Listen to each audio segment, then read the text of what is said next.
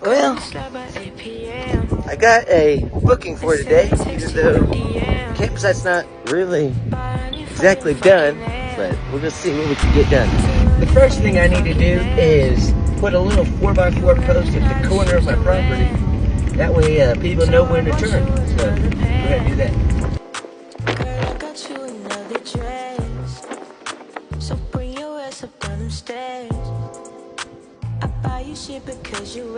Alright, well, it actually wasn't that hard. Don't forget to drink water, kids. Boiling hot, just like I like it.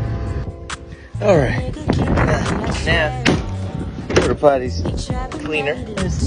I haven't had anybody stay at these new campsite locations yet, so this is going to be an experiment in a way.